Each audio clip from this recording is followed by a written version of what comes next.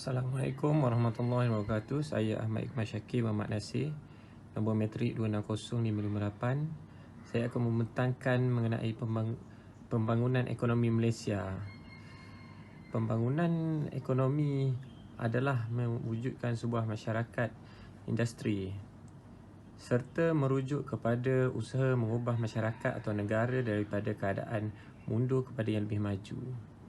Pembangunan ekonomi negara Malaysia terdiri daripada pelbagai sektor seperti sektor perindustrian, sektor pembuatan, sektor perkilangan dan sektor pembinaan.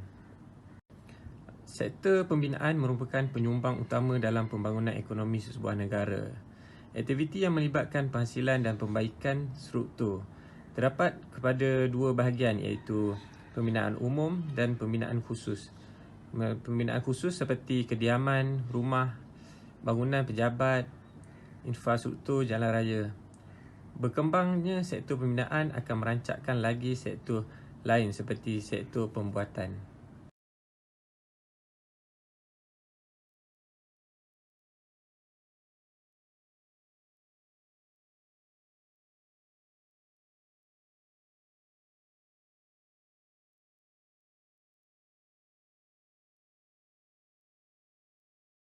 Sektor pembinaan juga mempunyai kesan kepada alam sekitar apabila terlalu banyak pembinaan yang dilakukan. Bagi setiap proses kesiapan pembangunan itu mengambil masa yang panjang, yang mana salah satunya ialah mengakibatkan pencemaran udara apabila melibatkan jentera di tapak pembinaan. Tidak terkecuali juga berlakunya masalah tekanan air yang rendah sekitar tapak pembinaan, yang mana turut menjejaskan penduduk setempat, dan peningkatan suhu udara apabila pusat bandar pesat dengan membangun.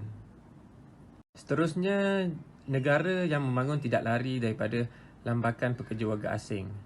Sektor pembinaan yang rancak membangun hari ini memerlukan tenaga buruh yang ramai. Projek terbengkalai apabila dalam tempoh yang sama banyak pembinaan dinaikkan. Ini memberi kesan kepada pemandangan bandar, tempat pembiakan nyamuk dan terdapat penagih dadah. Seterusnya, sumbangan sektor pembinaan meningkatkan keluaran dalam negara kasar, KDNK serta pendapatan negara. Perkembangan dalam sektor pembinaan turut memberi perkembangan kepada sektor lain, seperti sektor perkhidmatan, perindustrian, pengangkutan dan perumahan secara tidak langsung. Kepesatan ekonomi Malaysia yang semakin berkembang maju dapat menggalakkan kemasukan pelaburan asing. Permintaan perumahan dan ruang niaga juga melebihi penawaran. Secara tidak langsung, peluang pekerjaan yang amat tinggi meliputi pelbagai peringkat seperti am dan profesional. Peluang ini dapat mengurangkan kadar pengangguran dan kemiskinan dalam masyarakat, berupaya meningkatkan pendapatan per kapita. Kesimpulan daripada pembentangan ini, pada dasarnya pembangunan ekonomi ditujukan untuk mengatasi kemiskinan, pengangguran dan ketimpangan.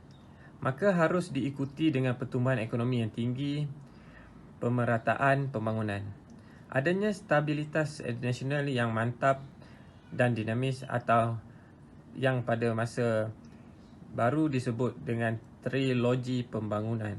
Sekian daripada saya, terima kasih.